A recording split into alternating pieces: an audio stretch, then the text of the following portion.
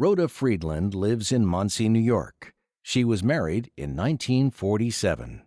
We had the last Yechidus with the previous Rebbe. It was on a Thursday night and he died on a Shabbos. Rabbi Hecht was the one who took us into him. I was having problems. I couldn't have a child and I was not feeling so well. And Rabbi Hecht said we should go in and ask for a bracha. Predüdduscher Rebbe had a radiance that as soon as you went into the room, you felt it. And Rabbi, he was also paralyzed. He had suffered terribly in Russia. And it was hard for him to talk. And Rabbi Hecht bent down and spoke into his ear. I remember the Rebbe saying to Rabbi Hecht, did they go to doctors? And Rabbi Hecht said, yes, they went to doctors, but the doctors say she won't have children. And the Rebbe laughed. His head went like this. He was paralyzed, but he moved his head and he laughed. And he said, they'll have children and they'll have healthy children. And that was it. So we went out from the Rebbe. It was in 770 upstairs, you know. And Rabbi Hecht slapped my husband on the back and he said, I'm going to be the sandik. After I got the bracha from the Predüdduscher Rebbe, it didn't happen that I had children. And I used to get sick. So this continued with going to doctors and them telling me I should have an operation. If I had the operation, I wouldn't have children. And every time I got an answer from a doctor, I would tell the Rebbe. And the Rebbe kept saying, if my shver said you'll have children, you'll have children. No operation. At one point, I went into the Rebbe, you know, and he said, go see my wife's doctor. And I went to his wife's doctor.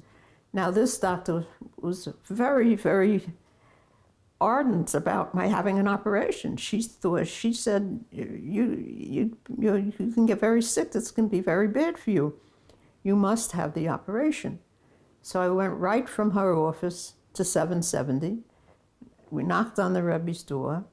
And he, you know, at that time it was possible to do that. He let us in, and I said to the Rebbe, I went to your wife's doctor. She said I should have the operation. In the meantime, when I was there, the phone rang, and it was this doctor calling the Rebbe. And this doctor said to the Rebbe, if you don't let this woman be operated, you're going to kill her. And the Rebbe said, okay. He hung up the phone. He looked at me. He said, see another doctor. And I saw another doctor. It went on like this for a while until finally, I was young. I didn't understand what a Rebbe was, that if he said something, that was it. You know, I thought I could, he gave suggestions. So at one point, after I had been sick, I went to another doctor, a very big doctor in Park Avenue. The Rebbe said, only see big professors, don't go to little doctors. And I went to this doctor, and after the examination, he without asking me, he went to the telephone, called Mount Sinai Hospital, and booked me in for 2 weeks to have an operation. And he said, I'm not listening to your stories about rabbis or anything else. You're going to be operated. You need it, and that's it. And he convinced me.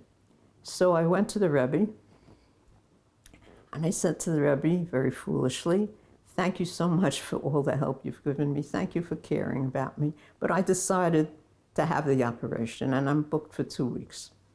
And the Rebbe said to me, would you do me a favor? I said, of course I'll do you a favor. He said, do me one favor. Go to one more doctor. Not a regular doctor, a big professor. Anyone you want, but a big professor. I said, all right, you know. He said, just one more doctor and that's it. So I had a cousin who had recently given birth and had gone to a big doctor, and I asked her, and she gave me the name of a doctor, and I went to him. And after the examination, he said, I can understand their point of view. There are problems. He said, but also, what I want you to do is go home and get right into bed and not get out of bed for any reason, because you may be pregnant. And I went home, called the Rebbe and told him, and the Rebbe said, good. And I was. And I stayed in bed, and that's how my son Benjamin Mendel was born. I did him a favor. And Rabbi Hecht was Sandik. And then there were two more children.